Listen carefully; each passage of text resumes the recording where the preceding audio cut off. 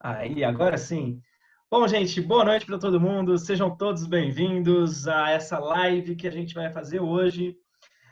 Essa live ela vai ficar disponível na página da Associação Brasileira de Hipnose. Eu sou Roberto Botelho e hoje eu estou aqui com o Cleverson Modesto, que é hipnoterapeuta e professor de teatro. Seja bem-vindo, Cleverson. Valeu, Roberto. Uma boas-vindas, né? Todo mundo que está entrando na live devagarinho, com alguns probleminhas técnicos, mas é assim mesmo. A gente vai falar de adversidade e nada como começar com uma adversidade, né? A Bem isso mesmo. dificuldade para que as coisas aconteçam de fato, né? Uhum, Gostaríamos nós que fosse tudo a mil maravilhas no mundo, mas nem sempre é assim, né? A vida nos surpreende, uhum. nos surpreende. E daí, como eu começo falando já, vamos diretão, assim, como é que a gente faz? Bom, vamos contextualizar um pouquinho antes. Bom, gente, nós estamos em momento de quarentena. Essa live está sendo direcionada principalmente para os hipnólogos, mas é claro que outras pessoas vão acabar assistindo isso, porque vai ser disponibilizado depois. E nesse momento a gente percebe que o isolamento ele é algo que faz com que favoreça que a gente tenha problemas, que a gente tenha sofrimentos. E por isso a gente decidiu fazer essa live, porque o Cleverson ele tem uma história muito legal para contar. E eu gostaria que o Cleverson contasse um pouco mais, dissesse como foi a própria história e, quem sabe, pode passar um pouco da própria experiência. Bom, conta aí, Cleverson, o que aconteceu com você? Legal, Roberto, legal. Bom, eu venho, a gente, bom, vamos começar pelo início de tudo, né? A live, ela quer falar sobre adversidades, sobre aqueles momentos na vida da gente que a gente não espera e as coisas simplesmente acontecem. E aí a gente tem que aprender a lidar com elas. Como é que a gente vai fazer para resolver e para fazer aquilo funcionar, né? Eu venho de um processo, de um tratamento há pouco tempo, pouquíssimo tempo atrás, de um câncer, né? Então, assim, uma das doenças mais complexas que a gente tem hoje, por toda a fragilidade que ela proporciona para o paciente, né? É o câncer. Então, eu, em 2018, descobri o meu câncer e hoje, graças a Deus, eu tô de alta, Uhum. fazendo apenas algum acompanhamento médico, porque dizem que depois que você passa por um câncer, você nunca mais larga teu médico, né? Fica anos e anos indo sempre, a cada tantos meses e tal.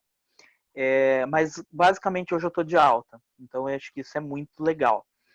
Mas o principal dessa doença, assim, foi algumas coisas que ela ensinou para mim, né? E junto com o conhecimento que eu já tinha da hipnose, junto com o conhecimento que eu já tinha, com o autoconhecimento que eu tinha, né? Antes de tudo, na minha vida, por exemplo, já fui seminarista, eu estudei para ser padre, eu estudei teologia, eu estudei filosofia. Então, todos esses conhecimentos juntos, eles me deram ferramentas para conseguir manter a minha mente sadia, saudável durante esse período da doença, assim. E eu costumo dizer para as pessoas o seguinte: quando você passa por uma doença, seja um câncer, seja uma gripe, ou o próprio coronavírus hoje aí, quando a gente passa por uma doença, uma boa parte do tratamento, ela tá justamente na nossa mente, assim, de você estar com a mente saudável. Né? Se você consegue manter, estabelecer uma mente forte, com certeza você vai ter mais facilidade para passar por aquele processo. Entre outras coisas também, assim, a gente tem que ser teimoso mesmo nesse processo. Eu lembro que quando eu descobri a doença, um amigo meu que já tinha passado por outros cânceres, é, duas, três vezes passou por câncer, e ele falava assim para mim: Cleverson, a gente tem que se agarrar na vida e teimar. Tem que teimar, porque chega uma hora que você pensa que não vai dar certo, que você não vai conseguir, você pensa que vai ser difícil, e de fato é mesmo, de fato você fica mais frágil no momento, outros não, outros sim, e assim vai, né? Agora, se você não se agarra na vida e fala, eu quero viver, você com certeza vai ter ali um complicador muito grande no teu tratamento, né? Porque o Uhum. tratamento não é só a química. Eu tive momentos da doença, eu vou citar para vocês daqui a pouco, mas eu tive momentos da doença que o médico olhou para mim e falou, eu não sei o que eu posso fazer, né? Eu não tô gostando do que eu tô vendo no teu exame, Cleverson. Então, E aí, o que, que a gente faz nessa hora? A gente fala assim, não, doutor, tudo bem, vamos lá, vamos enfrentar. E para facilitar um pouco essa nossa conversa, assim, para não parecer um Forrest Gump contando uma história interminável aqui, eu, eu destaquei alguns pontos assim que eu coloquei, foram 10 aprendizados. Eu poderia colocar muito mais, mas eu coloquei 10 Que legal. aprendizados que uma adversidade, eu não vou falar especificamente só o câncer, vamos falar essa adversidade que eu passei, porque ela pode ser que esteja tendo pessoas passando por outras adversidades qualquer, né? Uhum. Então, eu quero citar esses 10 aprendizados que a adversidade causou e mostrou para mim e me ensinou. Bom, eu tô um pouco desconfortável na posição, então vocês não liguem de eu estar mexendo toda hora aqui, mexe para lá e mexe para cá, porque eu tô com o celular, que eu confio muito mais na internet do celular do que na internet é, residencial aqui, né? Então vamos lá, gente. 10 aprendizados que a diversidade me trouxe. No meu caso, a minha diversidade, que foi o câncer. Mas pode ser para você que está assistindo agora esse vídeo, e esse vídeo vai ficar bastante tempo no ar. Talvez você que esteja passando por um momento agora de tristeza, de estar isolado, longe da família, né? A gente sabe que cada pessoa ela consegue lidar com uma situação de forma diferente. Tem gente que está bem tranquilo, beleza, tô sem ver a família, tô de boa, tá tudo bem. Tem gente que está muito mais abatido, tem gente que está muito preocupado, né, nesse momento agora aí do Covid. E é normal, é natural. Esse é uma fase, é um momento. E ela vai acabar. Tudo na vida passa, né? Eu tô dizendo para vocês, acreditem, tudo passa. Uhum. Eu, há um ano atrás, eu estava entrando no hospital com um câncer e alguém falou para mim, Clérison, vai acabar. 8 meses depois eu estava feliz da vida dizendo, acabou, passei. Eu fiz questão de tirar uma foto da minha última gota de quimioterapia. No momento em que caiu a última gota, assim, né, na foto não aparece muito bem que era a última gota, mas eu sei que aquela era a última. E a hora que caiu aquela gota de quimioterapia, que a enfermeira entrou no quarto para dizer, e aí, Cláudio, vamos embora? Eu falei, acabou, acabou, não volto mais, né? Até a enfermeira, minha enfermeira maravilhosa, ela tem no Facebook, não sei se ela vai ver essa live depois, mas se vê, um beijo gigantesco para Evelaine, né, que é amiga minha hoje lá no Facebook também. Vamos lá, gente. Primeiro aprendizado. O maior problema, ele não está na adversidade. O maior problema ele está na forma como você vê ela, tá? Então, o maior problema não está em você descobrir que está doente, não está em você perder alguém, ele está na forma como você vai ver e vai reagir diante dessa situação. É aí que está a grande questão, sabe? Eu me lembro que quando eu cheguei no hospital, acho que foi dia 10 ou 11 de julho de 2018, eu cheguei no hospital, tinha acabado de ter uma convulsão na rua, estava extremamente debilitado, com dificuldade para respirar, inchado, muito inchado, horrível. Eu tinha sofrido todo tipo de coisa, de cocô, xixi, qualquer coisa que possa acontecer, tinha acontecido comigo naquele momento. E eu cheguei no hospital, um garoto, um estudante de medicina, foi fazer a triagem comigo. E ele olhou assim e pediu para me contar como que eu tinha chego até ali, o que, que tinha acontecido e tal.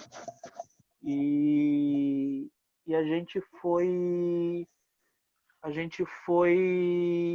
contando para ele, fui conversando com ele, fez alguns exames prévios e tal. E ele falou assim, olha, eu tenho uma ideia mais ou menos do que pode ser que você tenha. Até então eu acreditava ter uma alergia, olha que loucura. Acreditava ter uma alergia de medicamento. E o rapazinho falou, eu acho que eu sei o que você tem. Eu vou chamar a minha professora, vou chamar a médica de plantão e a gente vai conversar. E a partir dali comecei uma série de exames, uma bateria de exames. Quando foi no final daquela tarde, os médicos chegaram para mim e falaram, Cleverson, você tem um linfoma. E eu falei, o que, que é isso? Aí ele falou, olha, é um câncer. É um câncer. Não procure no Google, não se desespere, não. Enfim, é um câncer. Você tá com um câncer aí. E eu falei, tá bom, como é que a gente trata? E agora? O que, que a gente faz? Ele falou assim, eu também não sei, porque de modo especial ele está localizado num lugar que não é muito comum, ele está no mediastino, que seria entre o coração e o pulmão, bem no meio do peito. Ele está pressionando uma artéria muito importante que chama veia cava. Isso está causando em você uma síndrome da veia cava, que é por isso que você está inchando, é por isso que você está tendo essas convulsões. E a gente vai precisar ver como que a gente trata. E aí era uma sinuca de bico, porque assim, ou a gente tratava a síndrome da veia cava para reduzir o inchaço e poder tratar o tumor, ou tratava o tumor para reduzir a pressão na veia e assim diminuir a síndrome da veia. Então, a gente ficou 22 dias no hospital pensando qual abordagem ia ser feita. E como que fala, as outras experiências médicas que tinha para ser estudada era fora do Brasil e nenhuma se encaixava comigo. Então, tinha um caso, por exemplo, de um garoto nos Estados Unidos, que os médicos chegaram lá, pegaram um stent, colocaram na veia dele, abriu o stent, dilatou essa veia, onde o tumor estava, o sangue voltou ao fluxo normal, desinchou, foi tratar o câncer. Comigo não dava para fazer dessa maneira, porque se fizesse isso, pressionava o coração, tinha uma parada. Então, não dava para seguir por aquele caminho também. E aí foram 22 dias, até que uma médica chegou para mim e falou, ó, vamos fazer um teste com radioterapia. A gente dá umas sessões de rádio e vê o que acontece. Tudo bem? Tudo bem. E aí essas sessões de rádio começaram a reduzir o tumor, né? Ele era um câncer meio medroso, assim. Tudo que a gente fazia de remédio, ele reduzia um pouco. E isso foi muito bom no meu tratamento, porque a hora que a gente deu o primeiro susto nele com a radioterapia, assim, ele já começou a reduzir. Eu falei, opa, agora a gente vai começar o processo. Mas a minha posição naquele momento em que eu disse para o médico, beleza, vamos resolver daqui para frente. E aqui, como que a gente resolve? Aquilo mudou toda a minha história, todo o meu percurso. Porque eu conheci pessoas no hospital que receberam a mesma notícia que eu, às vezes até mais simples do que a minha, e ficaram numa situação de desespero, e o desespero acarretou uma complicação. Então, gente, quando a gente se vê diante do problema, antes da gente pensar que está tudo acabado, olha e pensa. E agora? Como é que a gente faz daqui para frente? Porque seja uma conta de matemática, que a gente tem dúvida de como resolver ela, ou seja, uma doença muito grave, a forma como você olha para aquilo vai te ajudar muito. E se você estiver olhando muito por um caminho e esse caminho não tiver uma resposta, vira, muda, olha por outros caminhos, né? Eu acho que o Einstein dizia, né, de olhar para outro prisma, né? Olha para outro lado, olha de outra maneira, tenta ver por outro ângulo, tenta ver de fora. E aí entra a PNL que nos ajuda muito nesse processo de dissociar daquele problema e tentar ver de fora, né? E se eu pudesse mudar essa resposta? E se eu pudesse dizer como eu gostaria de que fosse essa doença, esse processo da doença? Como que eu resolveria? Olha de fora, se responda. Isso vai te ajudar muito no teu processo. Hoje nós passamos pelo Covid lá, pelo coronavírus. E se eu tivesse poder para resolver o problema, seja o isolamento, ou seja que eu estou doente, quem estiver doente com o coronavírus, e se eu tiver esse poder, como eu resolveria? E a partir daí você começa a achar o caminho. Nem sempre o caminho primeiro é o resultado certo, mas a gente vai buscando.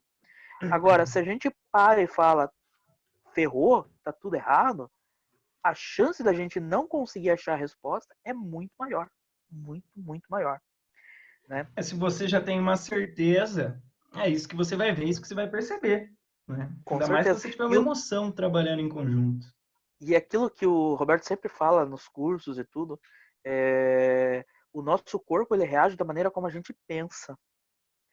Se você pensa de uma maneira muito negativa, né? E olha que para mim isso não era muito fácil não, porque eu sempre fui uma pessoa bem não pessimista, mas eu sempre gostei da melancolia.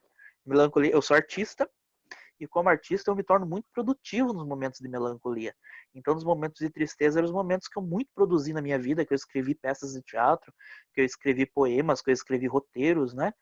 E é muito legal a melancolia. Ela não era ruim para mim. Ela não era ruim para mim. Agora, naquele momento da vida, tinha gente que chegava para mim e falava assim, claro, eu nunca te vi tão animado como agora com a doença. Eu falei, porque agora não é o momento da melancolia. Agora é o momento de resolver. Eu tenho um problema para resolver. Uhum. Né? Naquele momento em que eu quero sentar para produzir um poema romântico, aí beleza, aí eu vou lá, eu faço que nem o Caio Fernando Abreu, coloco o dedo na ferida e vou chorar e vou escrever a minha poesia. Mas o momento de resolver uma adversidade, de resolver um problema, não é um momento da gente colocar dedo em ferida nenhuma, nem muito menos da gente se apegar àquilo que não faz bem, àquilo que é negativo. Porque se a gente faz isso, Uhum. nosso corpo vai reagir assim, e reagindo assim a gente vai piorar muito. Muito. Inclusive vai cair a imunidade. Vai cair a imunidade. Com certeza, Com certeza. se você hoje está assistindo essa live e você está triste por causa de toda essa situação, a tua imunidade ela está baixando. Então vamos aumentar essa imunidade aí. Vamos se alimentar de coisas que são positivas. Esse negócio de ficar só vendo toda hora o número de pessoas que morreram, né? Tem gente que se colocar a mão na TV sai sangue, né? Porque você olha lá e você vê assim, poxa, tem tantos morrendo, tem tantos morrendo.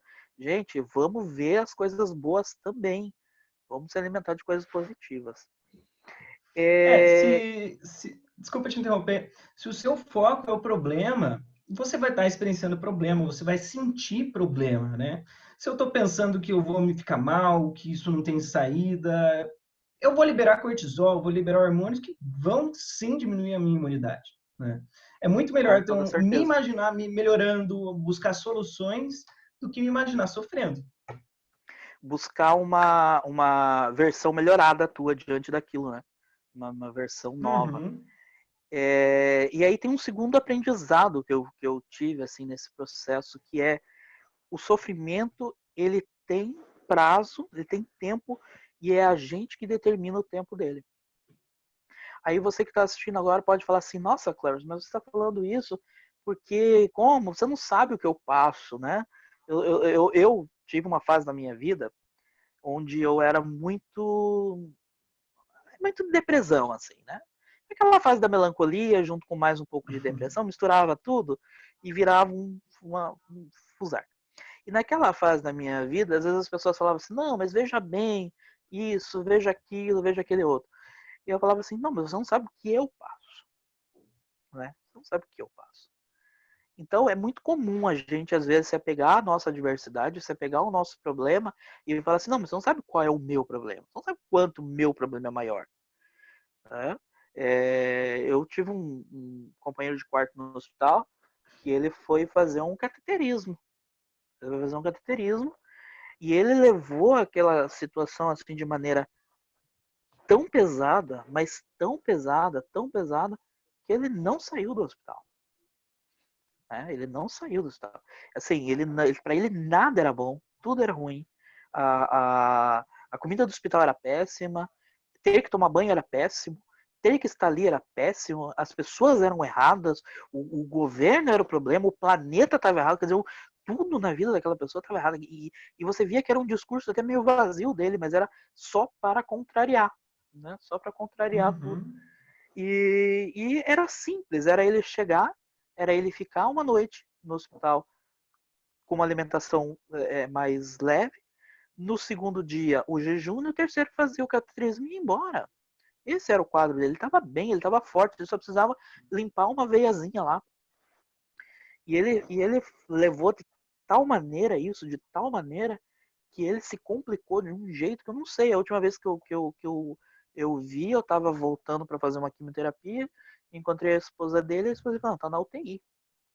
E tá muito grave, tá muito mal.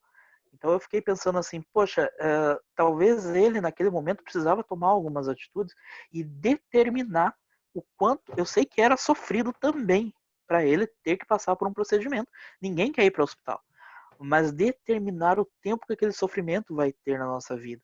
Né? A gente não pode colocar o modo looping. Você que está assistindo agora, que está passando por um momento de tristeza na sua vida, não ative o modo looping. Não fique voltando na dor e voltando na dor e voltando na dor, porque não adianta, não resolve. né? A gente tem que aprender a distanciar do sofrimento. Eu costumo comparar, Roberto, você toca instrumento, né? Uhum. Musical. Legal. Que Sim. instrumento que você toca? Eu toco instrumentos de corda e bateria. Baixo, violão, guitarra e bateria. Legal, legal. Todo mundo que toca um instrumento musical, eu costumo comparar isso com um sofrimento. Todo mundo que toca um instrumento musical, ele determina o tempo que a nota vai ecoar. Ele determina o tom que aquela nota vai ecoar. Né? Então, da mesma maneira, na nossa vida, a gente pode determinar o tempo que o sofrimento vai ecoar e o tom que esse sofrimento vai ter na tua vida. Se você quer que ele seja um Uhum. sofrimento muito maior ou minimizar esse sofrimento. Ah, claro, isso parece fácil. Não, não é fácil. Mas a gente tem que tomar atitudes que tornem mais fácil. Se a gente não consegue sozinho, se a gente não consegue por meio da religião, que é o que ajuda muita gente na hora do sofrimento, a gente tem que buscar a terapia, a gente tem que buscar ajuda, né? Talvez a terapia também não vai resolver, talvez vai precisar de um medicamento lá, que o psiquiatra vai indicar um medicamento, uma vitamina, alguma coisa. Não importa o caminho, importa que você vai ter que buscar.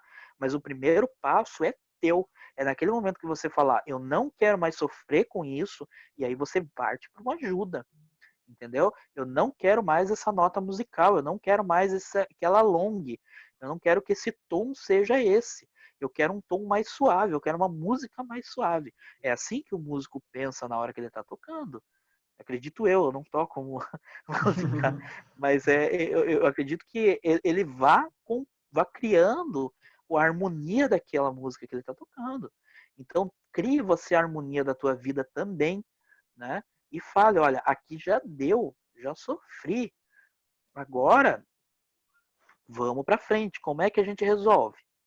Lembrando daquele Uhum. primeiro coisa lá. E aí, como é que resolve? Diga lá, Roberto. Então, Clever, é interessante porque quando a gente pensa em criar, eu entendo que quando você fala criar é um processo ativo, de ir lá e criar essa nova possibilidade e tudo mais. Porque o que eu Uhum, vejo hoje é que muitas pessoas se colocam no papel de vítima. E às vezes até a gente se identifica com o nosso problema. Eu sou depressivo, eu tenho depressão, e fala isso para os outros como se fosse uhum, bonito e identificando mesmo. Né? Só que quando a gente uhum. está nesse papel de vítima, de sofrimento, a gente perde a nossa habilidade de sair dessa situação, a nossa capacidade de controle, né? Então, eu vejo que esse papel de criar é sair do vitimismo e, sim, sofrer com o seu problema, vai vir sofrimento, mas tomar uma medida a partir disso, né? E assim, não é fácil para ninguém receber, por exemplo, uma notícia de uma doença, como aconteceu comigo. Na hora que o médico falou, ó, você tá com câncer, beleza, 1000 coisas passaram pela minha cabeça. Mas em algum momento, se eu não fosse naquela hora, eu perguntei já logo, e aí agora, como é que resolve? Até eu lembro que eu brinquei com o médico, assim, ó, quem estudou foi você que tem que saber como me tratar. Que eu tô aqui, tô de boa, entendeu? Para mim, é você que estudou para isso, né? Mas eu foi de imediato que eu dei essa resposta. Eu sei que tem gente que é mais difícil, né? Eu sei que tem gente que às vezes ela demora para poder falar, beleza, vamos resolver a partir daqui. Mas em algum momento você tem que ter essa atitude. É o primeiro passo, né? É essa aceitação. A gente aceita que está numa adversidade. E coloca um prazo final. Não, sabe? Se você quiser chorar, sei lá, alguém que perdeu um amor agora e um amor abandonou a pessoa, brigou o casal, sei lá. É, se quiser abraçar o travesseiro essa noite, chorar, eu choro essa noite. Mas determina, a partir de amanhã, fila que anda e novo caminho. Sabe, eu tô usando um exemplo meio, não sei se bobo, mas é mais ou menos isso, sabe? A gente tem que determinar por um prazo ali. A partir de tal momento, agora a gente segue para outros caminhos. Vamos tratar, vamos buscar a cura. Entendeu? Pô, a doença aí, o coronavírus tá aí. Estamos trancados dentro de casa. Beleza. A partir de agora eu vou achar coisas para fazer que facilitem o meu estar em casa. Vamos Uhum. estudar, fazer live, vamos fazer arrumar coisas que você não tinha arrumado, vamos limpar coisas que não tinha limpado Isso é muito importante, né? Bom, vou para o terceiro, que senão a gente não termina. Qual é a maior dor que a gente tem na vida? E eu digo para as pessoas hoje com muita clareza. A maior dor é aquela que você está sentindo naquele momento. Não adianta a gente querer comparar sofrimento, que não dá. Naquele momento é a maior dor. Às vezes você pode estar com... Eu, por exemplo, tive uma noite no hospital que eu estava ruim por causa do câncer e tal, mas eu tinha gente que tinha do meu lado uma dor na perna, por algum motivo, e essa dor, com certeza, eu acredito que era maior do que a minha, porque era dela, daquela pessoa que está sentindo. Né? Então a gente não pode menosprezar. E outra coisa que eu posso dizer para vocês, assim, nenhuma dor ela é tão intensa quanto a outra. Ela sempre é maior. Não quero assustar ninguém, mas ela é sempre maior. Se você parar para olhar, quando você era criança e você brigava com o coleguinha da escola e brigava com o teu amiguinho e falava, não tô de mal com você, não vamos brincar mais, naquele momento aquela criança sofreu também. Para ela aquilo era o fim do mundo dela.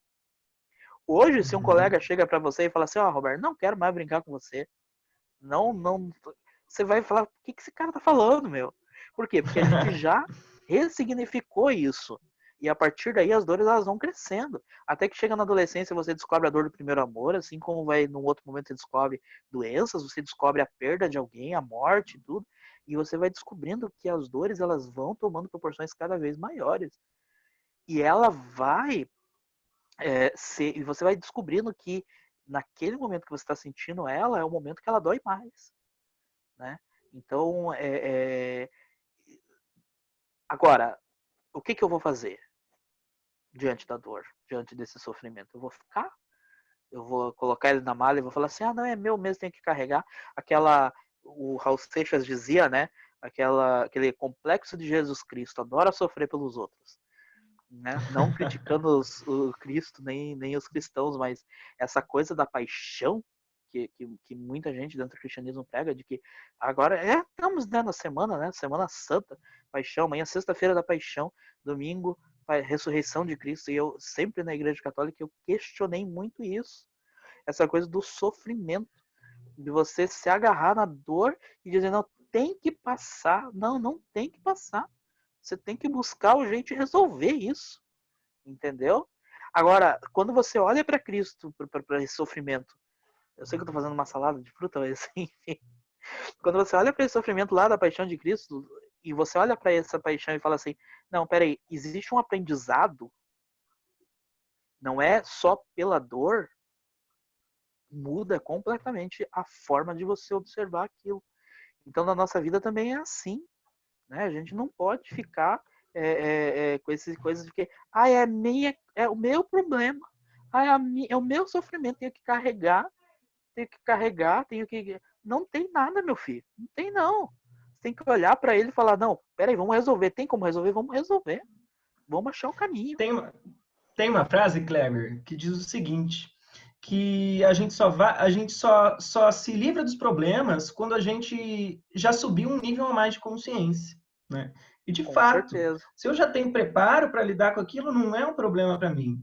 Então, tudo que eu encontro, que para mim é uma dificuldade, eu tenho que aprender com isso. E isso é uma postura nossa, né? De buscar sair dessa situação. E a gente tem que olhar para nós mesmos como o protagonista da história. Essa história está sendo escrita nesse momento. Né? A história da minha doença lá, quando eu estava vivendo ela, naquele momento eu estava escrevendo uma história. Tudo era novo. Agora, eu tenho que me olhar como protagonista. Se eu me olho como coadjuvante, eu vou ficar esperando que as coisas aconteçam ao meu redor e que venha dos céus uma solução. E não é assim, né? Me ajuda a te ajudar, já dizia o ditado, né, gente? Então, a gente tem que se ajudar para poder ser mais fácil, né? Uma coisa que eu aprendi muito forte em relação a esse momento assim de adversidade foi sobre a relação com o hospital. E eu descobri que o hospital, ele... Na verdade, eu até escrevi um texto na época que eu estava lá e postei no Facebook, assim. Eu acho que na entrada de todo hospital, o hospital onde eu me tratei foi o hospital evangélico, aqui em Curitiba, mas todo hospital do mundo, ele devia ter um tapete na porta do hospital. E nesse tapete, desses capachos, né, ele tinha que estar escrito uma frase assim, aqui morre o homem e nasce o humano. Porque eu acho que o hospital, ele tira o nosso ser homem e ele faz a gente olhar para o ser humano. Por quê? Porque o hospital nos tira tudo. O hospital, ele nos tira... A primeira coisa que você perde quando você entra no hospital é a tua roupa. Eu entrei no hospital, eu tinha feito cocô na calça. Eu nem direito a tomar banho eu tive. Eu fiquei das 4 da tarde até as 10 da noite, que foi o horário que eu consegui tomar um banho. Porque eu não podia naquele momento. Então, e depois minhas coisas foram colocadas num pacote e eu não vi mais elas. Eu vi quando eu estava saindo do hospital. Então, a partir do momento que você entra ali dentro, você começa a perder uma série de vaidades que você tem. Eu tinha muito problema com o meu corpo. Eu precisei, no momento da doença, que pessoas me dessem banho, que pessoas me cuidassem de mim. Então, eu durante o hospital eu fui descobrindo que ele vai tirando a dinâmica dele, ele vai tirando as suas vaidades, ele vai tirando algumas coisas. E isso é natural. Não é uma coisa forçada. E não importa se é no hospital do rico ou do pobre. É natural. A enfermeira, ela vai olhar, vai chegar no quarto, ela vai pegar no teu pulso, ela vai medir, vai aferir tua temperatura, vai aferir a tua pressão e Pressão. beleza. E ela vai embora, né? Vai te dar o remédio e vai embora. Então, naquele momento ali, você precisa entender muito mais o quanto humano você é. E como humano, a gente tem momentos bons, momentos ruins. Como humano, a gente cheira mal. Como ser humano, a gente é igual uns aos outros, com apenas a carcaça um pouco diferente, mas nós somos iguais. Nós precisamos de pessoas na nossa vida. Quem diz que não precisa de ninguém, coitado, tá muito enganado, porque a gente vai precisar de pessoas. Nós somos pessoas de comunidade, a gente precisa estar em torno de alguém. Quando você está no hospital, ou se você não precisa do médico, você precisa da enfermeira, você precisa da menina que te leva a comida, você precisa de todo um conjunto de pessoas. E você precisa também das pessoas que estão fora dele. Você precisa dos amigos que estão te mandando força, você precisa da família que está te mandando força, você precisa de vários. Eu tive oração de tudo quanto é religião durante o meu momento de doença. Sabe? Eu tive oração de igreja católica, que sou, do espiritismo. Eu fiz operação cirurgia espírita à distância. Entende? Cleves, mas você não diz que você é católico. Eu sou católico, essa é a religião que eu pratico no meu dia a dia. Mas, de alguma maneira, aquela outra religião também chegou até mim. Meu nome foi levado a cultos evangélicos, como que fala? As celebrações do Umbanda, enfim, uma Uhum. série de coisas. Gente que nem religião tinha chegava e falava, eu tô mandando minha energia, não sei como, eu tô mandando. E isso tudo chegava até mim. Chega, então, se a gente emana essa energia toda que a gente tem, independente do que a gente acredita, chega uns aos outros, né? Poxa, nós estamos vivendo um momento, tem gente que fala tanto do coronavírus aí como um momento muito triste. Porque é triste, né? Tá todo mundo triste, tá todo mundo, como é que fala, trancado em casa. Mas olha quanta coisa bonita está acontecendo. As religiões estão tendo que se reinventar, estão tendo que ir para as redes sociais para poder chegar até os seus fiéis. As pessoas, elas estão preocupadas umas com as outras. Tem gente fazendo campanha para dar comida, sabe? Tem gente fazendo marmita para caminhoneiro, tem gente fazendo atendimento social com online. Então, olha quanta coisa bacana também está acontecendo. Né? Por quê? Porque a diversidade ela nos torna mais humano. Quando a gente sente na pele a dor de um problema, a gente começa a perceber que nós podemos contribuir com o pouco que a gente tem. E ninguém tem tão pouco que não tenha nada a oferecer. Assim como ninguém tem tanto que não tenha nada a receber também, né? Então a gente vê muitos exemplos nesse momento que está sendo um show de bola. Eu tenho acompanhado algumas lives de alguns cantores. Tem cantor aí que cobra 200 mil reais num show. 200, 300 mil reais, 1 milhão num show. E tá fazendo live de graça na internet. Por quê? Porque entendeu também que ele precisa. É tudo bem, tá? Mas ele tá mantendo o público dele, não sei o que, não sei o que. Não importa. Mas é importante para as pessoas que estão recebendo e é importante para ele que está oferecendo também. Né? Então tem muita coisa legal. Então, gente, a diversidade, eu coloquei aqui o hospital, mas eu acho que a diversidade ela traz pra gente a nossa sensibilidade humana. Se nós soubermos observar ela e entender e falar, pera, tem algo que eu posso fazer. Né? Tem gente também que pode pegar isso e jogar fora também. É igual essa live agora. A gente vai postar no Facebook. Tem gente que vai assistir, espero eu que muitas pessoas vejam e tirem conclusões legais, insights legais para a vida delas. Mas tem gente também que vai olhar e falar assim, ok, né? Beleza, tudo bem, compreendo e também acolho. Afinal de contas, eu não sei qual é a dor que essa pessoa está passando. A dela é a dela, a minha é a minha, Uhum. beleza. Né? E... Cara, acho que o quarto ponto, assim, sorrir é o melhor remédio. Sorrir, sabe? Rir, fazer piada, brincar. Aquela sensação gostosa da barriga doendo quando você tá rindo. Buscar isso, sabe? Buscar isso. Eu fiz muita piada no hospital. Eu Eu me fui, lembro de muita coisa. eu, eu fui muito condenado e julgado por causa disso. As pessoas falavam assim, Clarence, eu não acredito que você está postando isso no Facebook.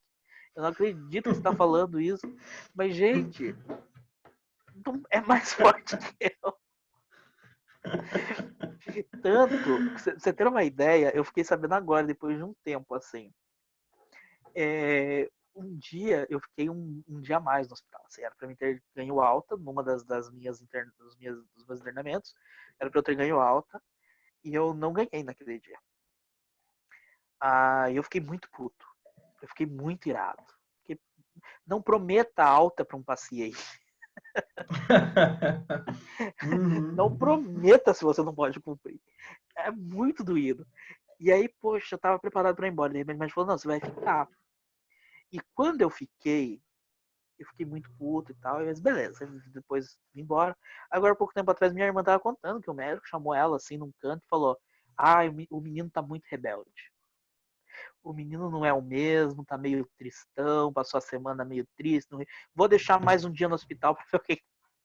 Então, quer dizer, eu era tão maluco dentro do hospital, era tão de zoar, que quando eu ficava triste, as pessoas vinham ver o que estava acontecendo, elas ficavam preocupadas. O médico ficava pensando se está acontecendo algo, né? Mas é importantíssimo a gente rir, é importantíssimo a gente se apegar à, à alegria das coisas, mesmo que nos momentos mais difíceis, assim, né? É, poxa, poder brincar agora, nesse momento que a gente está passando de isolamento, poder rir das coisas, poder é fundamental. É algo que ajuda muito, assim, muito. E para isso entra no outro lado também, que é o artístico, né? A arte está aí para isso. E a gente tenta levar para as pessoas um momento de tranquilidade nesse caos que é o cotidiano. Né? Então esse é um momento de rir também, né? De brincar. Eu tenho uma amiga minha no Facebook que ela tá fazendo uma série de vídeos. Ela criou uma personagem e ela faz umas brincadeiras todo dia, ela grava alguma coisa. Ela já é uma senhora de idade e provavelmente ela está muito mais isolada do que nós, por causa da idade e tudo. E para ela está sendo um bom passatempo. E para nós também, porque eu rio muito com ela. Então vale a pena a gente rir. E é o melhor remédio, né? É... Eu falei que do hospital, que o hospital ele nos tira tudo e a adversidade nos tira, né, as coisas nos tira tudo e me veio uma analogia.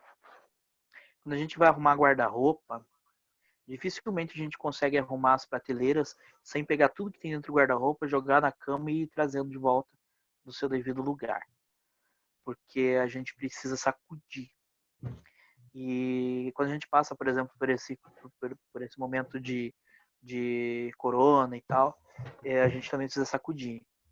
A gente precisa sacudir e a gente precisa jogar tudo para fora e falar o que tem que arrumar na vida. Eu acho que essa é uma pergunta interessante a se fazer, né? O que eu consigo consertar agora nesse momento? O que eu consigo arrumar nesse momento da minha vida? E eu, no momento da minha doença, eu arrumei muita coisa, viu? Muita coisa que estava desorganizado, que eu precisava tomar decisões e eu vinha arrastando por muito tempo.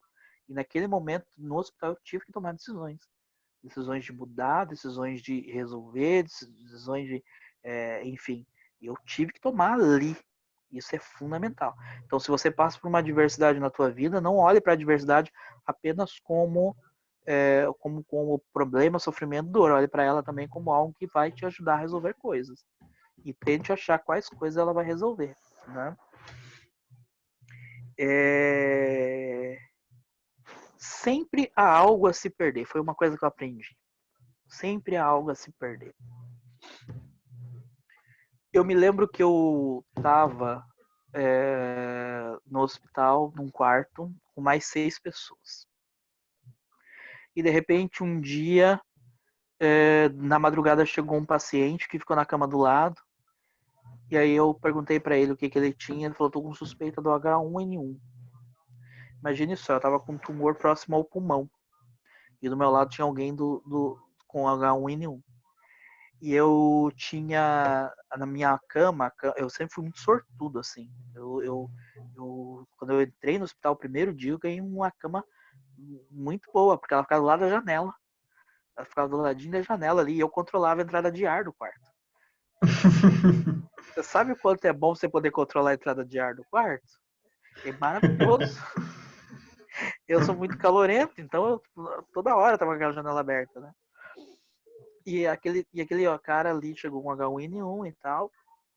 E aí no outro dia, isso era madrugada, quando foi de manhã cedo, meu médico veio me visitar. A primeira coisa que eu falei pra ele foi: doutor, o companheiro aqui do lado tá com suspeito de H1N1. E ele falou: sério, cara? Sério, então vou te transferir daqui agora. Porque você não pode pegar isso. De jeito nenhum, né? Vai complicar o teu quadro. E aí tiraram ele do quarto, levaram ele pro isolamento.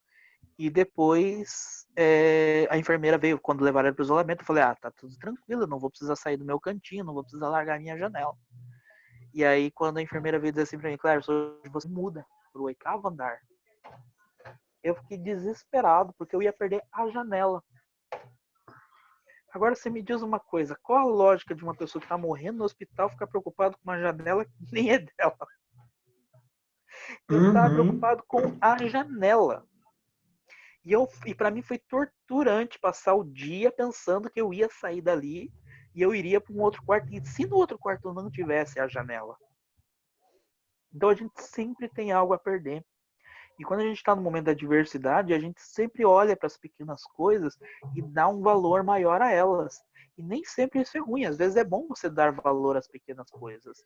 Mas se agarrar a elas e não progredir por causa delas, não é legal. E aí eu lembro que foi mais ou menos no final da tarde, 7, 8 horas da noite, eu arrumei minhas coisas, porque a enfermeira falou que logo eu ia sair dali. Sentei na beirada da cama, você vê, eu passei o dia inteiro me torturando. Sentei na beirada da cama, dormi sentado, porque demora, o processo todo demora, até que eu falei pra enfermeira: eu vou sair mesmo, né? Eu vou pro outro quarto. E ela falou: você vai. Daqui a pouco a gente chama. Eles estão arrumando, estão higienizando. Daqui a pouco a gente chama. Eu sei que eu saí na madrugada, do outro dia que eu saí daquele quarto. Assim. Já era mais ou menos 2 horas da manhã. E aí eu cheguei no quarto lá no 8º andar. E aí quando eu cheguei no quarto no 8º andar, eu não tinha janela do lado. Não tinha janela do lado. Mas a minha cama era elétrica. Então Eu comecei, eu comecei a me apegar com uma outra coisa, porque daí eu tinha botãozinho, eu ficava ali abaixando e levantando ela e tal. Aí quando foi no outro dia eu descobri que lá nesse quarto tinha frigobar, ó, eu falei, opa, a vida melhorou, né? A gente evoluiu. Tinha um Uhum. banheiro só pra nós, lá era eu e mais 3, no outro quarto era 6. Então eu falei, opa, melhorei de vida. Mas eu fiquei muito tempo sofrendo por causa daquela janela, né? Então, por que eu achei que isso é importante, esse aprendizado é importante? Porque a gente sempre tem algo a perder. E às vezes a gente tem que abrir mão dessas coisas para que outras melhores venham. E a gente sempre tem coisas pequenas. E, e elas estão apegadas a nós, nós estamos apegadas a elas. E a gente tem que pensar, às vezes, o que vale mais, sabe?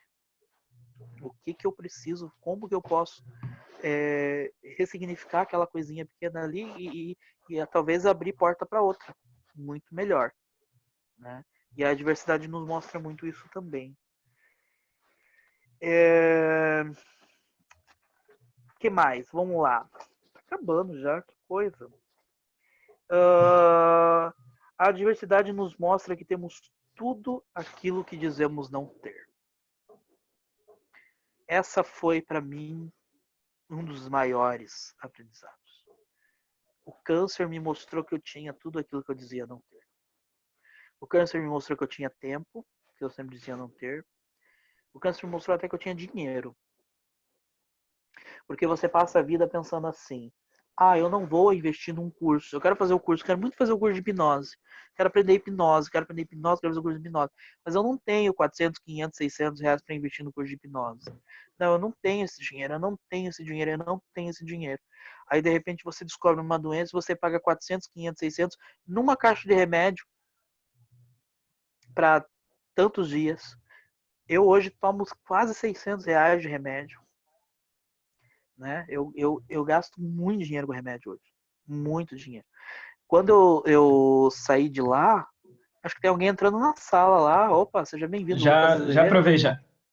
Já provou, legal. Isso. Eu me lembro que eu vim para Paranaguá e eu ia me internar, ficava bastante tempo no hospital, uma semana em casa. Esse processo era muito caro de vir e ir toda hora. E a minha família me ajudou muito nisso. Então, às vezes, a gente tem dificuldade de chegar para uma pessoa e falar assim: ô, Fulano, tu me empresta dinheiro para investir num curso, para eu melhorar a minha carreira? Sei lá, fala pro irmão: meu irmão, minha irmã, você me empresta um dinheiro para investir num curso para melhorar a minha carreira? Porque nesse momento eu estou precisando, né? E de repente você descobre que na hora da adversidade, na hora da doença, tem que tirar dinheiro de algum lugar. Tá? Tem gente aí que ontem, eu tenho certeza disso, tem gente no Brasil que ontem estava poupando 30 reais para comer uma pizza. Porque dizia Uhum. não ter os 30 reais para comer uma pizza. Mas hoje está pagando 25 numa lata de álcool em gel. Hoje está pagando 100 reais numa caixinha de máscara. Por quê? Porque está desesperado que algo pode acontecer. Nem sei se está precisando tanto da máscara, do álcool gel. Às vezes a água e o sabão resolvem melhor que o álcool.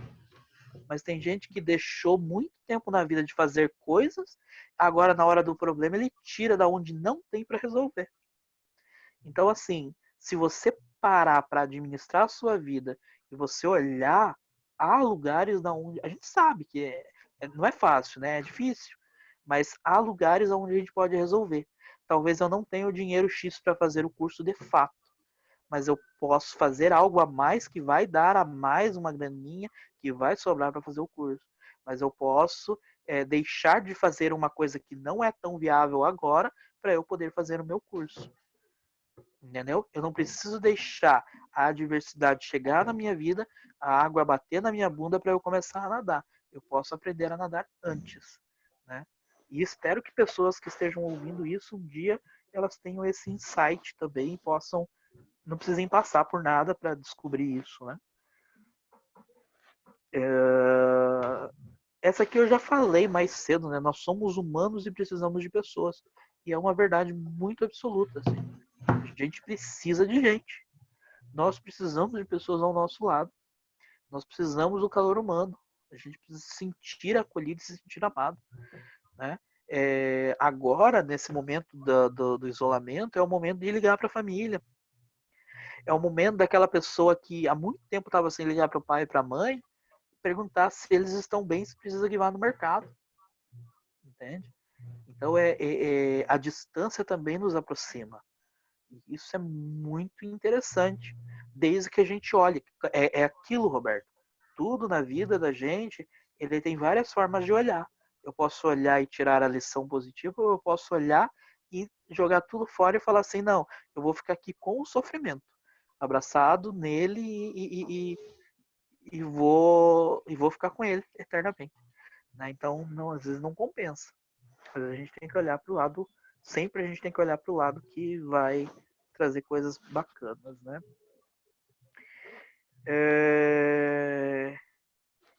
Há coisas que nos fortalecem, precisamos se apegar a elas. É isso mesmo que eu estava falando agora. Então existem coisas que nos fortalecem. E eu, durante todo esse processo de 8 meses que eu passei indo para o hospital, voltando do hospital, e vai para o hospital, e vem do hospital, tinha momentos que eu achava que eu não ia aguentar. Tinha momentos que eu tomava quimioterapia, eu vinha para casa, porque a quimioterapia nunca me atacou, nunca me deixou frágil no momento que eu tomava ela. Ela me deixava frágil uma semana depois. Uma semana depois que a coisa ficava horrível. Eu tive uma das químios que eu fiz, que eu cheguei em casa e falei, se eu precisar ir amanhã, eu não vou mais. Porque eu acho que eu não dou conta. Não dou conta do que eu tô sentindo. Eu não dou conta do enjoo, das dores, do urinar sangue, do vomitar, tudo aquilo que ela me trazia de efeito colateral. Mas aí eu me apegava às coisas que me mantiveram de pé. Claro que família, primeiramente, claro que amigos, mas também os projetos. De pensar, não, eu tenho que sair daqui porque eu tenho público para mim fazer minha peça de teatro. Eu tenho meu retiro com os artistas que eu faço todo ano.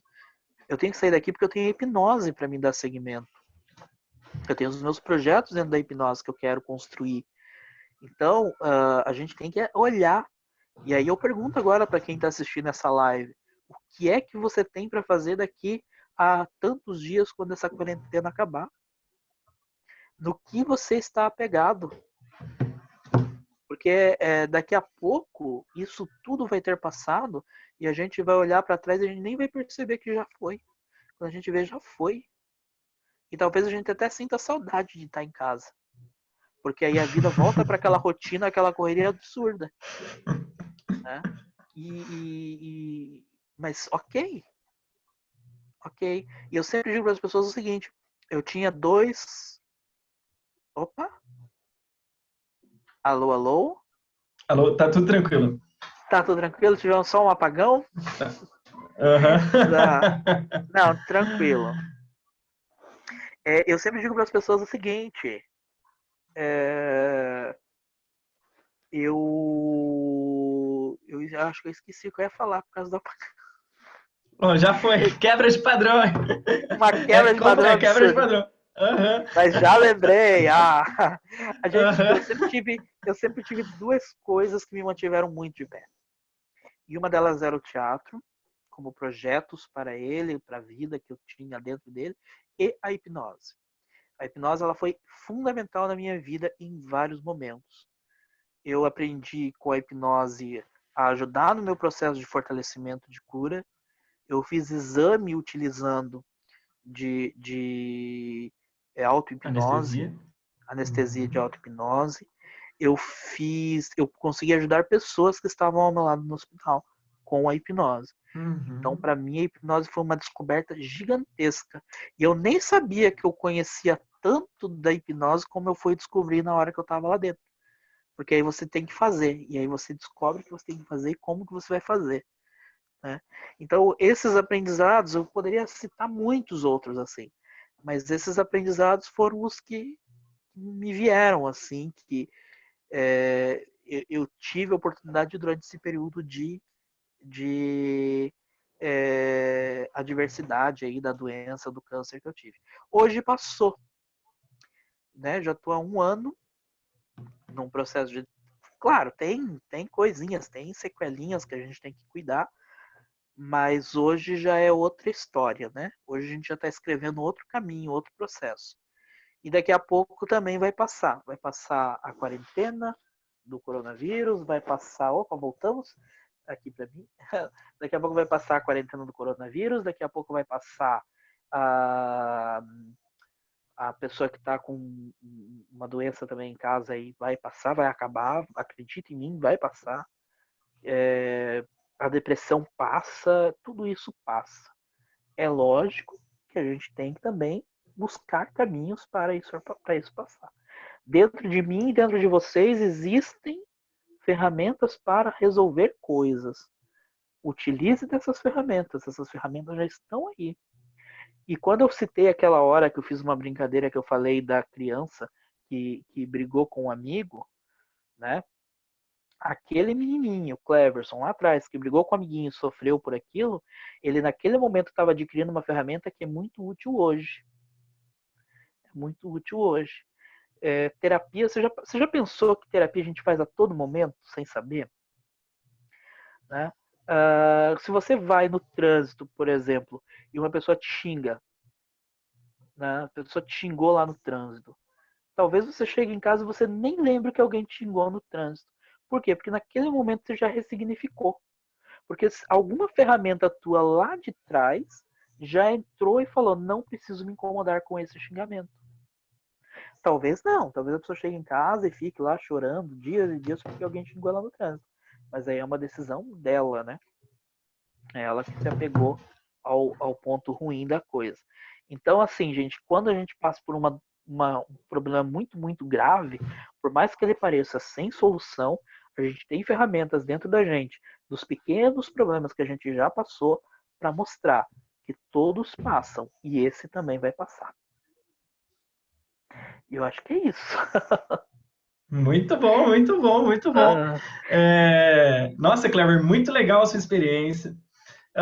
Seria legal um dia você parar e contar a sua experiência de uso da hipnose nessa época do câncer, literalmente, né? Eu sei que a gente levaria um tempo para Uhum. contar todas essas experiências, mas o Cleverson chegou a tirar pedaço da própria como que é o nome? Da coluna, né? Eu fiz o exame de coleta de medula, né? Então, Medula. basicamente assim, sempre que eu tinha. Bom, eu estava no hospital e os médicos eles diziam para mim: temos que fazer isso, esse procedimento. E eu sempre perguntava, né? Como que é? O que é esse procedimento? Ah, é um procedimento para isso, isso e isso. Beleza, tem que fazer, vamos fazer.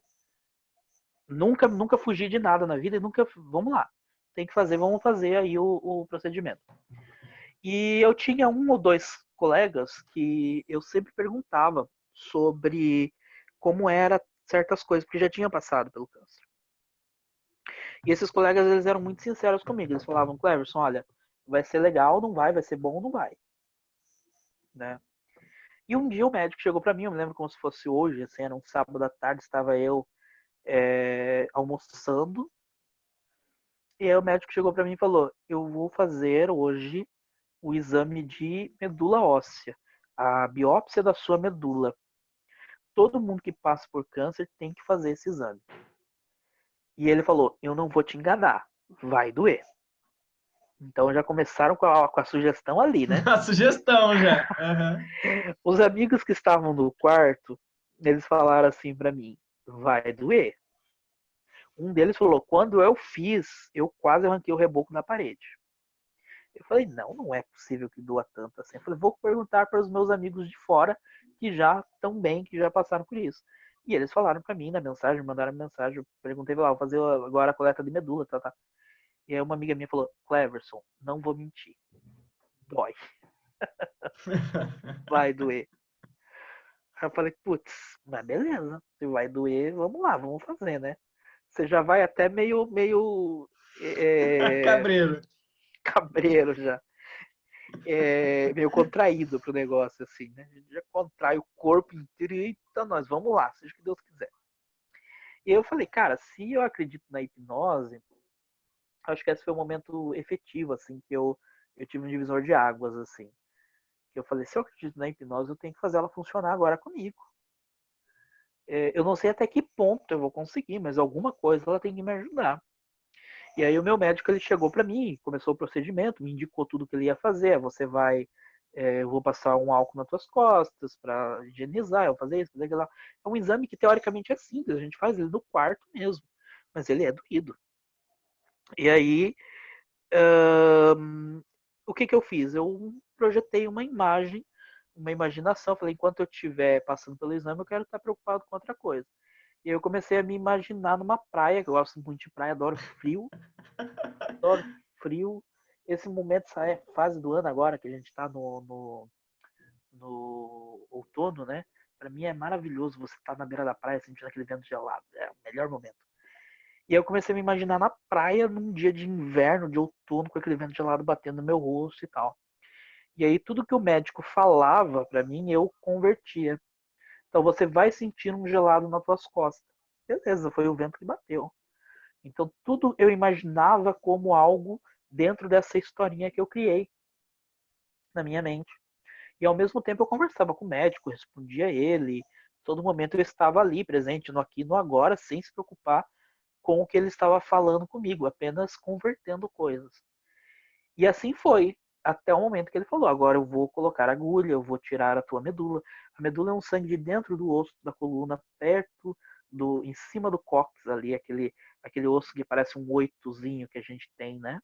Parece o símbolozinho do infinito ali, a bacia, eu acho que algumas pessoas chamam, né? É dali que sai. Então ele tira dali, tirou a medula. Depois que ele tira a medula, ele tira mais 2 pedacinhos de osso do tamanho de um grão de arroz, ele fura novamente, ele tira e ele manda isso para uma biópsia para saber como que o meu organismo está produzindo medula, para saber se eu não estou entrando num câncer também, leucemia, algo do gênero. E eu não senti absolutamente nada, muito pelo contrário, eu comecei a rir, porque tinha coisas que eu não conseguia dar uma Lógica. criação lógica. O que que eu tô. Tá, tô na beira da praia. Tá gelado minhas costas. Ah, é o vento que gelou. Mas tem alguém mexendo nas minhas costas. Por que, que tem alguém mexendo nas minhas costas? Aí eu imaginei que tinha um duende chapado fazendo massagem nas minhas costas. E eu achei engraçado. Comecei a rir do duende chapado fazendo massagem nas minhas costas. E o doutor Heitor, meu médico, ele tinha tem uns 2 metros de altura, mais ou menos. E aí, ele fazendo a massagem, não, o exame. Que legal. Ele Uhum. fazendo o exame. E aí ele perguntava pra mim: Cleverson, do que você tá rindo? Eu falei: doutor, eu tô numa viagenzinha aqui na minha cabeça, pensando nas coisas e tal, e pra mim tem um duende chapado fazendo massagem nas minhas costas. Ele falou: e o duende sou eu? Eu falei: o senhor mesmo, doutor. E ele ficou bem preocupado na hora, assim, né? Porque ele perguntava, ele falava pra enfermeira que tava junto, ele falava assim: olha, o paciente tá rindo, ou tem alguma coisa dando muito errado, ou sei lá o que tá acontecendo com esse cara. E, e foi muito legal, porque depois que terminou o exame, as pessoas. Gente, eu não senti nada. Absolutamente nada daquilo que falaram que eu ia sentir. Não senti nada, nada, nada. Depois que eu terminei o exame, outras pessoas olharam para mim e falaram: nossa, você tem uma mente muito forte, porque eu vou te contar. Eu falei assim: olha, gente, todo mundo tem essa mente muito forte, né? Todo mundo tem. A gente só precisa usar ela na hora certa. Como eu falei mais cedo, as ferramentas estão dentro de você. Utiliza essas ferramentas. Né? E assim foram em vários momentos. Depois disso, eu comecei a utilizar a hipnose fazendo flash hipnótico, o famoso flash hipnótico. O que eu Você fiz de usou para flash comer hipnótico também, no né? hospital, eu usei para comer, eu usei. é, Eu usei quando. Ah, uma coisa que eu não contei. Eu não contei. Eu tive pneumonia junto com o tumor. Por quê? A radioterapia, ela juntou água no meu pulmão. E, e aí eu tive pneumonia 2 vezes. E na segunda vez que eu tive pneumonia foi o momento que eu fiquei pior, assim, no hospital. E eu não comia, eu ficava na cama, eu não tomava banho, tinha que alguém me limpar, aquela coisa toda. E esse momento, assim, foi um momento mais trash, tal. Por quê? Eu ia colocar uma colherada de comida na boca, faltava ar. A pneumonia, eu sei o que as pessoas que precisam do respirador hoje por causa do coronavírus sentem, porque eu passei por algo muito próximo a isso, da pneumonia, da falta de ar e das dores e que a pneumonia causa, né? E eu me lembro que eu não conseguia respirar mesmo, assim. E chegou um dia que os médicos olharam para mim, o médico falou, ó, eu não tô gostando do que eu tô vendo no teu exame, porque se eu te colocar para fazer uma tomografia, talvez você não resista. Você dá muito fraco e você já tomou muita radiação nessa região do peito. Eu tenho que te dar quimioterapia, mas eu ainda não sei que tipo de câncer é. Imagina, foi bem no começo da doença. Então eu ainda não sabia qual a família do câncer para dar o remédio certo. Então eu vou pegar a quimioterapia mais forte que tem no hospital, o médico falou. Vou colocar na tua veia, seja o que Deus quiser. Basicamente foi isso, com outras palavras. E ele pegou a quimioterapia mais forte que tinha e me deu para dar um susto no tumor. Aí ele falou, você tá com pneumonia e não tem como saber que tipo é de pneumonia. Então eu vou te colocar os antibióticos que a gente tem aqui à disposição e vamos ver o que dá. Então eu estava muito debilitado, tomando 2 remédios muito fortes, dependendo de pessoas para tudo, e sem conseguir comer. E um dia uma enfermeira falou para mim, se você não comer, a gente vai te entubar. E eu sempre tive medo de ser entubado, porque o nome não é legal. É bacana. Vou entubar você, não gostava desse nome. E eu sabia que entubar é. Poxa, eu vi gente sendo entubada no hospital, poxa, é sofrido você ficar ali. Então, o que eu fiz? A enfermeira falou que eu tinha que comer, que eu tinha que dar um jeito de comer. Era 5 horas da tarde, quando chegou a janta. Eu falei pra minha irmã. Ela falou, você vai querer pegar a sopa? Eu falei, vou pegar. Pode pegar, pode trazer a sopa. Só esfria ela, porque era minha irmã que estava me dando de comer. Eu falei, só esfria ela um pouquinho. E aí eu fechei os olhos e eu criei na minha mente, na minha imaginação, que tinha um tubo de plástico dentro da minha garganta. E esse tubo ligava da boca direto no estômago. Então tudo passava por esse tubo. Cara, eu acho que agora veio aqui na minha cabeça. Eu acho que eu me entubei mentalmente. Uhum. Porque Literalmente. ser entubado é isso, né? Um tubo que o cara coloca direto no estômago. Eu me entubei mentalmente. Intubação hipnótica. Intubação hipnótica. Já patentearam Uhum. lá o balão hipnótico, vamos patentear essa daí para nós. Boa. É... Então o que eu fiz? Eu imaginei que tinha um tubo da minha boca até o estômago e tudo passava por ali sem eu sentir gosto, sabor, cheiro, nada. Ia direto só para alimentar mesmo, que era o que eu precisava naquele momento, assim. E aí eu tomei aquela sopa, pedia para minha irmã esfriar ela o máximo possível, tomei ela praticamente gelada. E aquilo passava. E no momento em que dava um gostinho, que eu percebia que estava um pouco fraco, eu fechava o olho, reforçava a imaginação. E assim foi aquele prato de comida todo, aquela sopa inteira. E aí eu tomei um banho naquele dia também. Eu me lembro que foi o dia que eu dei um up, consegui voltar do mundo dos mortos, porque eu estava bem mal mesmo. E depois dali eu comecei a melhorar bastante, assim. No outro dia já estava bem melhor. Bom, um prato de sopa e um banho, gente, salva vidas, viu? Quando você tiver se você tiver num momento muito pesado, agora muito difícil, tome um banho e coma um prato de sopa, que com certeza isso também te ajuda a passar pelo momento difícil. Então, essas duas foram muito fortes comigo. Foi a anestesia para fazer a biópsia e foi a comer, né, com esse tubo imaginário aí, e também com os outros pacientes. Aí eu usava de várias maneiras, fazendo, contando histórias, fazendo analogias. Utilizei da hipnose para, como eu falei para você, tirar dor de pessoas que estavam com dor de cabeça, fazendo flash hipnótico, né? Esse tipo de coisa assim eu fiz bastante no hospital, bastante mesmo. E um pouquinho de street, né? Que a gente não. Você não consegue ficar sem colar a mão de ninguém. Hipnotista que hipnotista não fica sem colar a mão dos outros. Né? Então a gente cola a mão de alguém, a gente, né? Cola a pessoa na maca, né? Esse tipo de coisa assim. Muito bom, Cléber.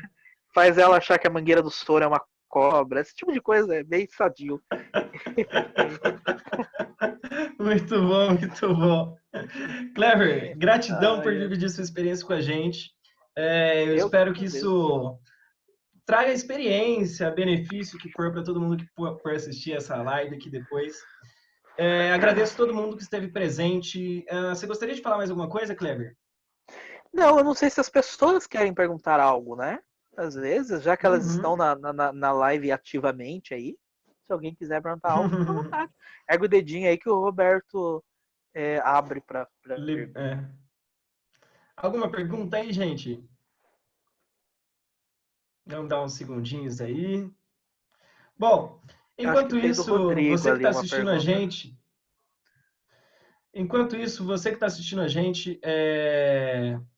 siga a BH nas redes sociais, curta as páginas da BH, pode curtir a minha página também, Roberto Botelho, o perfil do Clever também.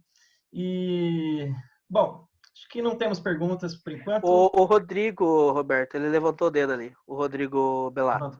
Dá para levantar o dedo? Sim, eu tô vendo a foto, eu Eu tô não vendo sabia ele. disso. Eu não tô vendo nada, não. Tá, eu vou ativar o É, som do Belato. Vamos ver. ativa lá, ativa lá. Aí, Opa, tá ativado já. Opa, bem-vindo, Belato. valeu, valeu. Eu, na verdade, não é nenhuma pergunta, Cleverson. É, concordo em 100% de tudo que você falou. Eu também sofri, em 2001, uma adversidade bem profunda, que foi uma doença hepática comigo. E eu passei exatamente por tudo isso que você passou. Parecia que estava rodando um filme na minha cabeça, com você falando a tua experiência e eu comparando com a minha, né? Mas Uhum. eu segui minha vida e foi bem como você falou. Às vezes a gente tem que focar em algumas coisas. Eu foquei muito no meu trabalho na época. E o meu trabalho, eu sou cartunista, é um trabalho de criação em que o tempo todo eu tenho a seguinte missão, que é trazer o humor. Então eu não posso ser uma pessoa depressiva. Embora eu tenha as minhas limitações humanas, né, eu fico triste, né? A sensibilidade artística me provoca algo maior, né? Você sabe bem porque você trabalha com teatro, né? Uhum. Mas foi através de uma outra diversidade que eu percebi o quanto é desnecessário a gente ficar batendo nessas pequenas coisas da vida. Que foi quando a minha mãe, em 2011, ficou cega. E ela, a gente passou por 8 cirurgias com ela, e a mesma coisa que você falou, a gente não tinha dinheiro para nada. Mas, de repente, eu tinha 15 mil na conta e eu fiz o tratamento dela. Foram 8 cirurgias e ela acabou perdendo a visão, embora das 8 cirurgias. Mas o mais interessante disso tudo é que ela, em nenhum momento, se deixou abater ao ponto em que eu, meu pai e minha irmã nos deixamos abater com isso. Então, eu até hoje eu sofro um pouco isso, embora eu tenha percebido nela que se para ela não está fazendo mais mal, por que eu estou sofrendo? Uhum. Ela reaprendeu a andar aos 65 anos, ela tinha na época 65 anos, ela reaprendeu a andar, ela reaprendeu a ler, escutar as coisas, ela tem uma percepção incrível das coisas, uma alegria de viver, que eu falo para ela assim, você já percebeu que você pode viver mais 25 anos ainda? Você teve uma vida inteira enxergando e pode viver um quarto de vida ainda sem enxergar. Mas é uma vida. Você não pode ficar dentro de casa. Então, ela sempre fez coisas surpreendentes, sempre teve essa... A minha questão artística, eu acho que vem um pouco dela também. Ela sempre se meteu em peça de teatro, em coral, ela pintura, escultura. E em 2010, ela finalizou um livro que ela escreveu sem ninguém saber. E depois que ela ficou cega, ela me deu um CD, dizendo assim, ó, tá aqui o arquivo desse livro que eu fiz. Veja o que você acha. É um livro de 400 páginas, incrível, uma história incrível que eu falei, da onde que ela tirou tudo isso, né? E agora ela não pode ver isso materializado, né? Porque ela não consegue ler o livro, né? Mas eu tenho feito um trabalho, isso agora sem ela saber, só vocês, de fazer o audiobook desse livro, né? Para ela, legal. enfim, lançar o livro dela, né? Porque eu acho que assim, é algo que ela quer tanto, e isso acho que ela deve ter escrito durante muito tempo da vida dela, né? Eu lembro que teve um dia que ela virou para mim, ela trabalhava comigo, logo que eu tive meu primeiro escritório, assim, em 2003, 2004, que ela falou, como é que eu digito no computador? Aí eu falei, mas para que você quer aprender isso? Não, eu quero aprender a digitar no computador. Porque ela tinha curso de datilógrafa, né? Mas o computador tem um formato diferente. E ela escreveu esse livro, eu acho que acredito, a partir dali, né? E então, assim, eu aprendi muito mais na diversidade dela do que na minha. Porque na minha, também foi um choque, né? O médico virou e falou, pum, você está com hepatite, você tem 5 dias de vida. Foi algo mais ou menos assim que ele falou. E eu tinha ido doar sangue. Então, olha que mistura, né? Se eu não tivesse doado sangue, talvez eu nem tivesse descoberto essa doença, talvez eu tinha vivido a vida normalmente até hoje e uma hora ou outra podia vir na velhice, talvez, né, que a gente está mais... Mas o fato daquela notícia, eu com 23 anos, aquilo transformou a minha vida. Transformou. E hoje eu penso assim, eu sou muito grato por isso, na verdade. Porque me fez enxergar esse lado humano que talvez eu não tivesse na época. E isso foi só aumentando conforme a passagem do tempo. A última vez que eu estive internado, que foi em 2015, eu apaguei aqui em casa, eu tive uma baixa eu tenho diabetes também, eu tive uma baixa da glicose e eu acordei 7 dias depois no hospital. Foi uma coisa assim, eu entrei num coma, já tinham me dado como morto, sabe aquele pi, pi, pi? A minha esposa chegou a escutar, então assim, estava tudo errado. E eu acordei com a pior dor do mundo, que eu considero até hoje, que foi ter colocado uma sonda no pênis. Né? Tem mulheres aí, desculpe. Mas por que eu considero a pior dor do mundo? Porque eu cheguei a fazer uma biópsia também. E eu considerava aquela a maior dor do mundo. Quando eu botei a sonda, eu percebi que, na minha cabeça, a sonda foi muito pior do que a biópsia, porque envolvia vaidade. Né? Eu inteiramente pelado com um negócio ali que eu falei, aonde que eu estou? Que eu estava dormindo em casa e acordei no hospital. Então, são essas coisas que a vida traz, fora o fator humano mesmo de dentro do hospital, de você se apegar a detalhes. Isso acontecia direto comigo, né? Eu ajudei pessoas que estavam ali dentro, precisando de uma palavra mesmo, de conversar, né? Tive 3 companheiros de quarto ali, um em cada nível de estresse ali da doença, né? Com doenças diferentes também. Isso foi muito importante. E olha que curioso, né? Eu conheci a hipnose dessa última vez que eu fui lá no hospital.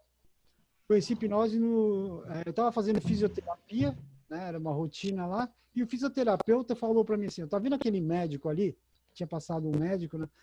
Ele falou assim, cara, ele faz um trabalho de hipnose sensacional. Você acredita em hipnose?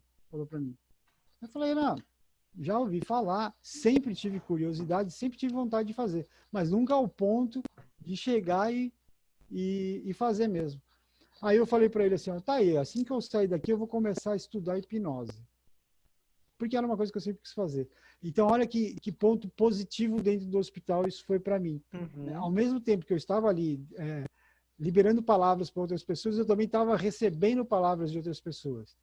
E aquilo no hospital, eu fiquei uma semana em observação. Na verdade, não foi nada grave essa última vez. Mas eu aprendi muito em uma semana. E eu considero essa uma semana como um hotel, não como um hospital. Porque a comida estava maravilhosa. Eu não sei se era impressão minha ou se eles tinham trocado o chefe de cozinha mesmo. Eu lembro que o primeiro prato, quando eu estava com essa coisa da comida do hospital, quando ela abriu o prato, a enfermeira, que eu vi o desenho do prato, eu já falei, opa, essa comida não é a mesma comida de hospital. E muito saborosa. Muito saborosa. Eu não via a hora de chegar a comida do hospital. E eu lembro até que tinha um outro companheiro de quarto, que ele estava meio enjoado com a comida, e eu comecei a comer e ele falou assim, nossa, tua comida parece tão boa, você não quer... A enfermeira entrou e falou, eu posso pedir o prato dele? E ela falou, posso, sobrou um, eu vou trazer para você. Ele comeu 2 vezes aquele dia, né? O almoço dele e o meu almoço, porque eram dietas diferentes, né? Mas é impressionante como essas pequenas coisas marcam, né? E é bem isso que você falou. Concordo 100% com você. E parabéns. Valeu muito a pena ter ficado até o final. É legal, legal. Fico feliz de ter essa partilha assim. É bem isso, a gente vai se construindo de pequenas coisas. E a forma como a gente olha para o aprendizado e traz ele para a vida é fundamental. Às vezes a gente pode olhar para todo esse aprendizado e jogar ele fora. E às vezes não, às vezes você pode pegar ele e colocar ele na tua vida mesmo. E eu lembrei de uma coisa aqui agora que eu queria falar também, Roberto, que é o seguinte. Nós somos acostumados a fugir da nossa condição de humanos. Tá? Você pode olhar para o teu paciente e você vai perceber que nós somos acostumados a fugir da nossa condição de humano. Primeira coisa, a gente não quer sofrer. Então a gente faz tudo para não sofrer. A gente investe cirurgias caríssimas, a gente não quer sofrer, a gente quer fugir do sofrimento. A gente não sofre mais o luto, morre alguém, o cara vai lá e toma remédio e fica dias dopado para não sentir a dor da perda. A gente não quer passar pela dificuldade de fazer uma faculdade de 4, 5 anos, por mais que seja o sonho da vida. Então, quer dizer, a gente foge do sofrimento de várias maneiras. Mas é justamente o sofrimento que mostra que nós somos humanos. O ser humano tá se ninguém escreveu isso ainda, anota aí que foi eu que disse. Tem muita gente, muitos filósofos que eles vão dizer, por exemplo, que o ser humano ele é humano porque ele pensa. O ser humano ele é diferente dos outros animais porque ele pensa, porque ele é capaz de criar, não sei o que, não sei o que. Para mim é porque nós temos uma capacidade, não que os outros seres da natureza não sofram, mas nós temos o que nos mostra que nós somos humanos é a nossa capacidade de sofrer. E passar pelo sofrimento não é ruim, é normal. Todo mundo sofre. Ruim é a gente passar a vida fugindo dele. Porque quanto mais a gente foge, pior é. Quando você olha para o sofrimento e você fala, ok, eu tenho que enfrentar, a gente começa um processo de reconstrução. E aí a gente vai pegando essas pequenas coisas que o Rodrigo falou e a gente vai aprendendo com elas, a gente vai construindo coisas a partir delas, a gente vai trazendo obras para a nossa vida, né? É o livro que a mãe dele escreveu, olha que coisa maravilhosa. Eu fiquei curioso para ler esse livro também agora. Isso é incrível. E veja que legal que ele falou, ele sofreu mais que ela. Veja que o processo de ressignificação dela foi muito mais tranquilo naquele momento do que para ele. Então, isso é muito comum. Por quê? Porque a gente não quer sofrer e, pior ainda, a gente não quer ver quem a gente ama sofrendo. E a gente quer fazer de tudo. Só que nós não somos. Lembra daquilo que eu falei lá no começo. Nós não temos que ter essa visão messiânica de tipo, eu vou sofrer pelo outro.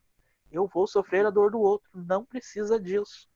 A gente pode muito bem segurar o outro no colo, acolher o sofrimento dele sem sofrer junto com ele. Né? E a gente pode aprender a lidar com esse sofrimento. Sentir a dor do sofrimento não é ruim. O ruim é você se apegar a ela. Isso que é o pior de tudo. Concordo. Muito bom, muito bom. Gente, agradeço do fundo do coração a contribuição de vocês dois. Valeu mesmo, Belato, foi muito legal ouvir isso. Na verdade, valeu para mim ter ficado até o fim dessa live. Gratidão ao Cleverson por ter dividido toda essa história também. Nossa, foi muito legal ter ouvido tudo isso. Se você ouviu a gente até aqui, siga a gente nas redes sociais. Procure o Cleverson se você quiser saber mais. Provavelmente, futuramente, a gente vai estar se reunindo novamente, fazendo mais lives juntos. E gratidão para todo mundo e até a próxima, gente. Valeu, pessoal. Obrigado. Muito legal. Valeu, gente. Obrigadão. Um grande abraço e qualquer coisa, procura a gente lá nas redes sociais. Opa, alguém falou ali e eu atrapalhei. Ah, Nanda mandou um boa noite, tudo bom ali. Foi muito bom. Boa noite, gente. Ah, Valeu, valeu, Fernanda. Nanda. Beijão.